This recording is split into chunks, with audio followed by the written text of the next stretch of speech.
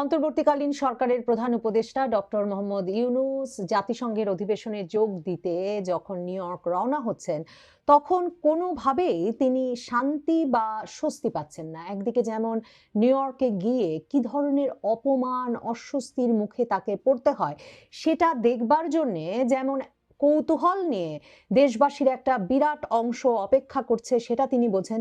অন্যদিকে সেই অপমান, অস্বস্তি থেকে তাকে বাঁচিয়ে আনবার কোনো পদ্ধতি যে তার প্রশাসন বের করতে পারেনি, সেটাও তিনি বোঝেন।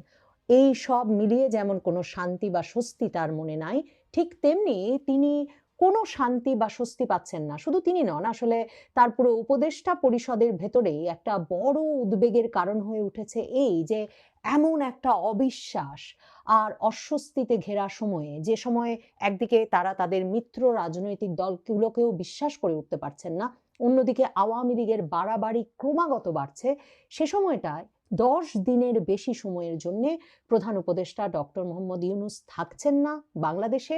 তার যমুনা, মানে এই সরকারের ক্ষমতার কেন্দ্র, থাকছে অরক্ষিত।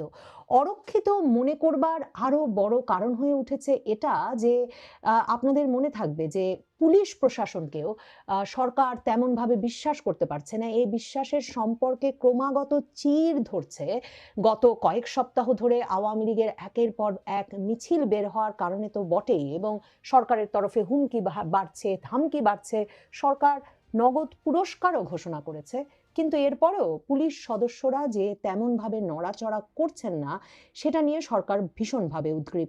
যমুনা যখন অরক্ষিত, তখন যেটা বলছিলাম আপনাদের মনে থাকবে যে যমুনা পড়েছে রমনা জোনের আন্ডারে, মানে পুলিশের, এবং সেখানে ছিলেন বা সেখানে আছেন এখনো অত্যন্ত সক্রিয় পুলিশ কর্মকর্তা রমনা জোনের ডিসি মাসুদ। কিন্তু এই মাসুদ সাহেবের নাকের ডগাতেই কিন্তু আওয়ামী লীগের সবচেয়ে অস্বস্তিকর মিছিলগুলোর একটি ঘটে গেছে কয়েক সপ্তাহ আগে।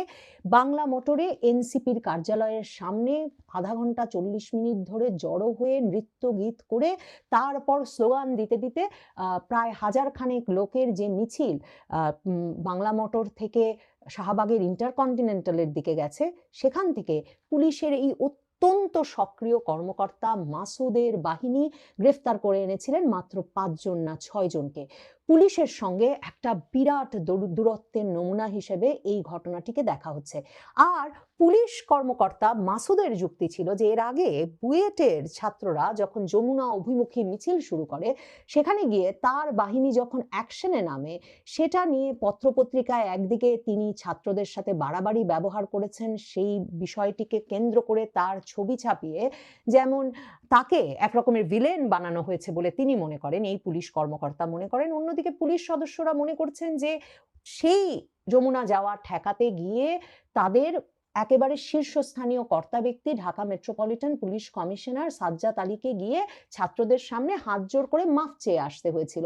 তো পুলিশ সদস্যরা সারা দেশ জুড়েই ভাবছেন, একদিকে তাদের হত্যা মামলাগুলোর কোনো বিচার হয়নি, তারা বোঝেন এখনো যারা মরেছেন এই সরকারের আমলেও কেউ ফিরেও তাকায়নি তাদের দিকে, যে তারা মার খেয়েছেন, আহত হয়েছেন, কিংবা একেবারে নিহত হওয়ার পর্যায়ে পৌঁছে গিয়েছিলেন মবের মুখে, প্রাণ ভয়ে যে তারা কাজ করছেন, সে বিষয়টার কোনো স্বীকৃতি এই সরকারের কাছ থেকে নেই। অন্যদিকে এই সরকার এখন দাবি করছে পাল্টা আবারও আওয়ামী লীগের এই মারমুখী মিছিল, মানে মারমুখী অর্থে বেপরোয়া মিছিলের সামনে তাদেরকে এক রকমের কোরবানি দিয়ে দিতে। পুলিশ এই কোরবানি হতে রাজি নয়।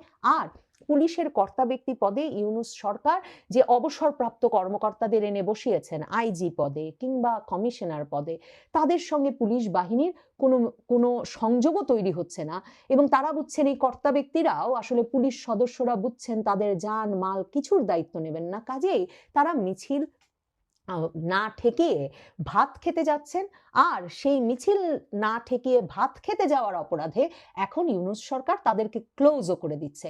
পুলিশ দেখতে চায় ইউনূস সরকার আর কত কত পুলিশ অফিসারের বিরুদ্ধে, পুলিশের সদস্যদের বিরুদ্ধে ব্যবস্থা নেবেন, কারণ গত ১ বছরের বেশি সময় ধরে এই বাহিনীটি তাদের সকল ব্যবস্থার কেন্দ্র হয়ে উঠেছে। এই অবস্থায় ডক্টর ইউনূসের উপদেষ্টা পরিষদের সদস্যরা এমনকি নিজেদের নিরাপত্তার জন্যে নিয়োজিত পুলিশ সদস্যদেরকেও বিশ্বাস করতে পারছেন না।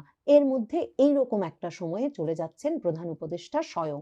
প্রধান উপদেষ্টা চলে যাচ্ছেন এমন একটা সময়ে যখন জামায়াতে ইসলামী সহ সমমনা দলগুলো, জামায়াতে ইসলামী, ইসলামী আন্দোলন বাংলাদেশ, খেলাফত মজলিস মামুনুল হকের নিজামী ইসলামী সহ সমমনা দলগুলো যুগপৎ আন্দোলনের কর্মসূচিতে আছে। তাদের দাবি জাতীয় পার্টি সহ 14 দলকে নিষিদ্ধ ঘোষণা। তাদের দাবি উচ্চকক্ষ নিম্নকক্ষ 2 কক্ষেই পিআর পদ্ধতিতে নির্বাচন। এই দুয়েরই বিপক্ষে আবার প্রধান রাজনৈতিক দল হিসেবে নিজেদের দাবি করা বিএনপি, এবং বিএনপির দাবি এক, কোনো আর রাজনৈতিক দল তারা নির্বাহী আদেশে নিষিদ্ধ করার পক্ষে নয়, এবং দ্বিতীয়ত তাদের কথা হচ্ছে নিম্নকক্ষে পিআর তারা মানবেই না।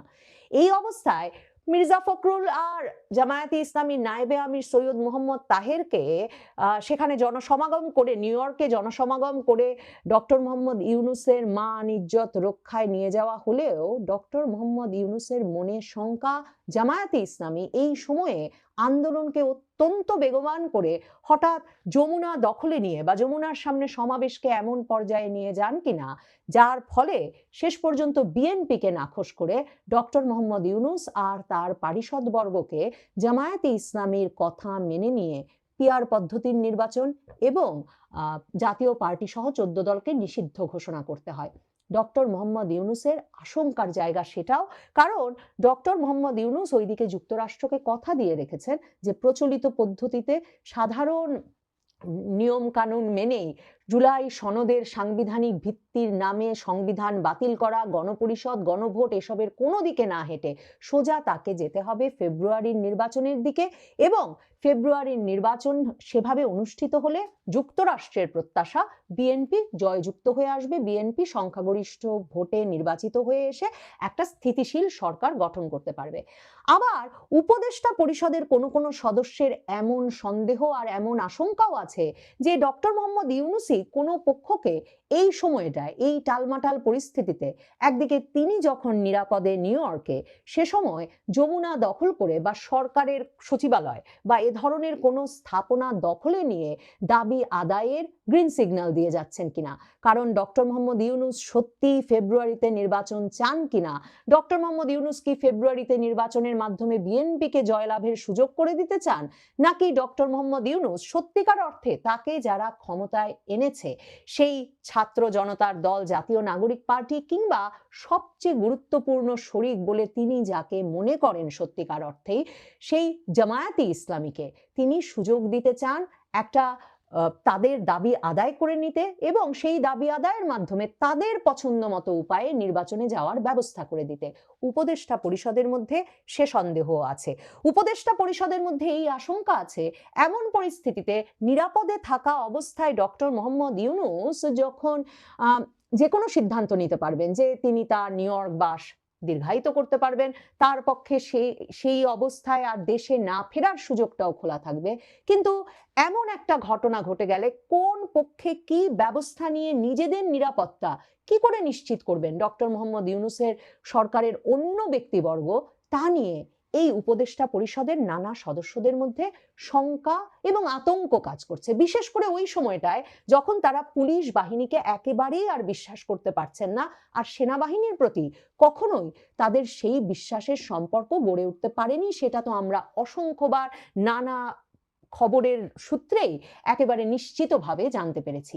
এমনকি গণ অধিকার পরিষদ মানে ভিপি নূর, যিনি বেধড়ক মার খেলেন আগস্টের শেষে সেনাবাহিনীর হাতে রাজপথে হঠাৎ করে জাতীয় পার্টি নিষিদ্ধের দাবিতে আন্দোলন নামার পর, সেই নুরুল হক নুরুর দল তো সরকারকে আলটিমেটাম দিয়ে রেখেছিল 12-13 তারিখের দিকে, 48 ঘন্টার আলটিমেটাম, যদি নুরুর গায়ে যেই সেনা সদস্যরা হাত তুলেছেন সেই সেনা সদস্যদেরকে চিহ্নিত করে শাস্তির আওতায় না আনা হয়, তাহলে তারা বলেছিল তারা যমুনা অথবা সচিবালয় ঘেরাও করবে। ডক্টর মোহাম্মদ ইউনূসের উপদেষ্টা পরিষদের সদস্যদের মধ্যে এই সন্দেহও আছে যে হঠাৎ আলটিমেটাম দিয়েও নুরুর দল বা তাদের ঘনিষ্ঠ দলগুলো, মানে গণ অধিকার পরিষদের সঙ্গে তো নাকি জাতীয় নাগরিক পার্টি যুগপৎ আন্দোলনে নামতে যাচ্ছে, তাদের সঙ্গে নাকি এবি পার্টি, জোনায়েত সাকির গণসংহতি পরিষদও নামতে পারে। তো তাহলে সেসব দল শেষ পর্যন্ত কেন সংঘবদ্ধ হয়ে যমুনার দিকে এলো না? তারাও কি কোনো গ্রিন সিগন্যাল পেয়েছে যে যখন ডক্টর মোহাম্মদ ইউনূস নিরাপদে নিউ ইয়র্কে আছেন তখন তারা তাদের আন্দোলন বেগবান করবেন সেনা সদস্যদের বিচারের দাবিতে? এসব সন্দেহ আতঙ্কের মধ্যে বড় আতঙ্ক তো অবশ্যই এটা হয়েই আছে যে আওয়ামী লীগ কোন রূপে হাজির হয় নিউ ইয়র্কে, আর কোন রূপে হাজির হয় ডক্টর ইউনূসের অনুপস্থিতির সময়ে বাংলাদেশে। দেখুন, আমার দেশ, নয়া দিগন্ত পত্রিকাগুলো গত কয়েক সপ্তাহ জুড়ে গোয়েন্দা সূত্রের বরাত দিয়ে যে খবরগুলো লিখে আসছিল তাতে তারা জোরদার দাবি করে আসছে যে আওয়ামী লীগ সেপ্টেম্বরে ঢাকা দখলের জন্য প্রস্তুত হচ্ছে। এজন্য নাকি তাদের সাংগঠনিক শক্তি যেমন তারা গড়ে তুলেছে, নতুন করে সংগঠিত হওয়ার কাজ করেছে, এছাড়া তারা ব্যাপক অর্থ বরাদ্দের কথাও কিন্তু বলেছে এই আন্দোলনকে বেগবান করতে। ডক্টর ইউনূসের উপদেষ্টা পরিষদ এবং ডক্টর ইউনূস নিজে বুঝতে পারছেন একদিকে যেমন টাকা দিয়েও, মানে নগদ 5,000 টাকা করে প্রতিটি গ্রেফতারের জন্য পুরস্কার ঘোষণা করে পুলিশকে সক্রিয় করা যাচ্ছে না, তেমনি জামায়াতে ইসলামী, বিএনপি সহ শেখ হাসিনা বিরোধী বা আওয়ামী লীগ বিরোধী রাজনৈতিক দলগুলোকে একেবারেই আগ্রহী বা সক্রিয় মনে হচ্ছে না এই সময়ে রাজপথে আওয়ামী লীগকে মোকাবেলা করার ক্ষেত্রে। এই বিষয়টিও ভীষণভাবে একরকমের অস্বস্তিতে, আতঙ্কে ফেলেছে ডক্টর মোহাম্মদ ইউনূস এবং তার পারিষদবর্গকে। তারা হিসেব মিলিয়ে বুঝতে পারছেন না যে কেন এই রাজনৈতিক দলগুলো ফ্যাসিস্ট বিরোধী ভূমিকায় এই সময়টায় পুলিশের পাশে বা সরকারের পাশে দাঁড়াতে রাজি হচ্ছে না, বরং ডক্টর মোহাম্মদ ইউনূসের সরকারকেই এবং তার পুলিশ প্রশাসনকেই এই বিষয়টি মোকাবেলার জন্য দায়ী করছে। এই সব মিলিয়ে ডক্টর মোহাম্মদ ইউনূস সরকারের একটা ভয় ঢুকে গেছে যে 10 দিন যমুনা অরক্ষিত, সেই সময়টাকেই আওয়ামী লীগ এবং এর অঙ্গ সংগঠনগুলো যমুনা দখলের জন্য, ঢাকা দখলের জন্য বেছে নেয় কিনা, এবং সেই বিষয়ে তারা কি ধরনের প্রস্তুতি নিয়ে রেখেছে। কোনো গোয়েন্দা তথ্যে, কোনো পুলিশি প্রস্তুতিতে, কোনো প্রশাসনিক ব্যবস্থায় যে আওয়ামী লীগ এবং তার অঙ্গ সংগঠনগুলোর একের পর এক মিছিল, যেগুলো ক্রমেই দীর্ঘ থেকে দীর্ঘতর হচ্ছে, সেগুলো ঢাকা অথবা কোনো জেলায় ঠেকিয়ে রাখা যাচ্ছে না, সেটা নিশ্চিতভাবে ডক্টর মোহাম্মদ ইউনূস আর তার উপদেষ্টা পরিষদের জন্য একটা মূল ভয়ের কারণ হয়ে উঠেছে।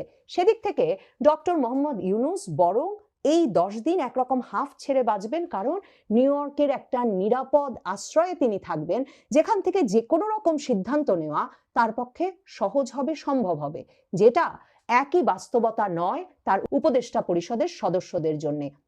তবে ডক্টর মোহাম্মদ ইউনূস এখন অনেক বেশি আতঙ্কিত তার নিউ ইয়র্ক সফরটা নিয়ে, কারণ তিনি বোঝেন যতই চাকরি বাঁচাতে হুমকি ধামকির মুখে মার্কিন যুক্তরাষ্ট্রে নিযুক্ত বাংলাদেশ দূতাবাসের কর্তা ব্যক্তিরা, কর্মকর্তারা, ওই যে নিউ ইয়র্ক পুলিশ মাহফুজ আলমের নিউ ইয়র্ক সফরের প্রতিবাদে কনসুলেটের সামনে বিক্ষোভ বা কনসুলেটে হামলার কারণে নিউ ইয়র্ক পুলিশ আওয়ামী লীগের নেতাকর্মীদের গ্রেফতার করে ফেলেছে, এমন বয়ান বা এমন গল্প যতই হাজির করুন না কেন, সত্যিকার অর্থে যে নিউ ইয়র্ক পুলিশ এসব বিক্ষোভ ঠেকাতে বা গালিবর্ষণ ঠেকাতে, ডিম বর্ষণ ঠেকাতে কোনো ভূমিকা রাখবেন না, সেটা জেনে একরকমের ভীষণ অস্বস্তিতে আছেন ডক্টর মোহাম্মদ ইউনূস। সেই অস্বস্তি কম নয় রাজনৈতিক নেতা মির্জা ফখরুল ইসলাম আলমগীর আর জামায়াতে ইসলামের নায়েবে আমির সৈয়দ মোহাম্মদ তাহেরেরও। এ ধরনের সিনিয়র রাজনৈতিক নেতারা রাজপথে এ ধরনের অপমানের মুখোমুখি হতে আগে কখনো কোনো অভিজ্ঞতার সম্মুখীন হন নাই। তারা ভাবছেন ডক্টর মোহাম্মদ ইউনূসের সফর সঙ্গী হয়ে শেষ পর্যন্ত সেই অপমানের কালি তাদের গায়েও লাগে কিনা তা নিয়েও তাদের ভেতরেও শঙ্কা আছে। কাজেই আশা করি বিষয়টি বুঝতে পেরেছেন। এ নিয়ে আপনার গুরুত্বপূর্ণ মন্তব্যটি অবশ্যই কমেন্ট বক্সে জানিয়ে দিবেন। ধন্যবাদ।